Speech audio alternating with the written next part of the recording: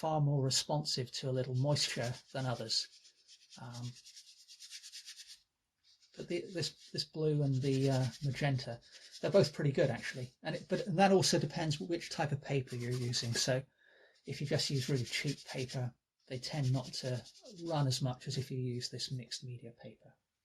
So you've got to consider when you're using watercolor marker, not only the marker and the color you're using, but also the paper that you're working on as well.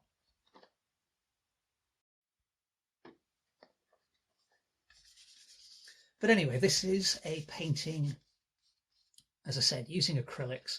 So that's probably enough chit chat about watercolor marker pens. So let me just block in the shoulders and the neck and the top of the chest.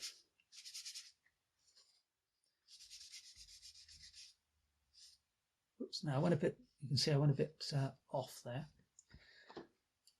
So perhaps being a little too eager to get things blocked in. But I can correct that later.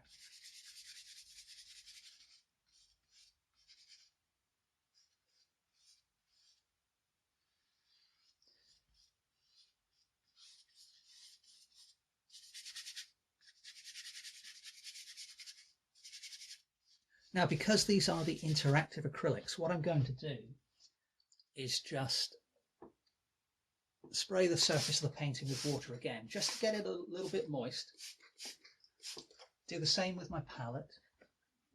And then I'm simply taking some titanium white and mixing it into that color I had already.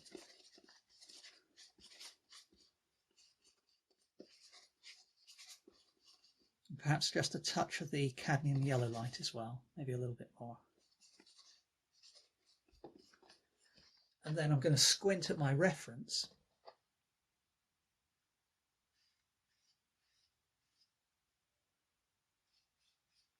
and just begin to put in a suggestion of highlights in a very broad sense. So when I squint, I'm not getting overly concerned with the color or any small highlighted regions.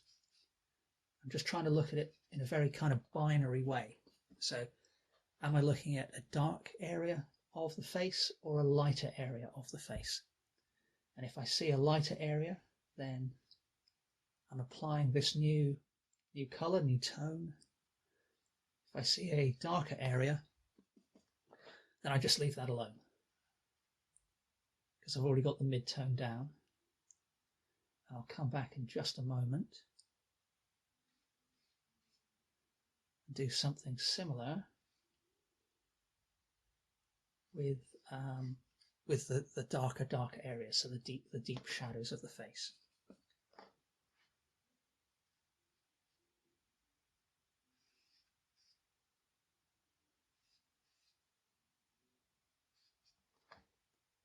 So the idea is to, as quickly as possible, I mean, yeah, not that I'm in a mad rush here, but when I say quickly, I mean efficiently, more than the number of minutes it takes.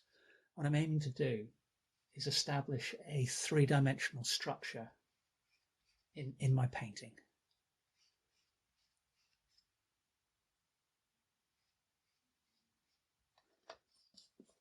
Now you can see I'm still working with the flat brush. Again, it's about 3/4 of an inch wide.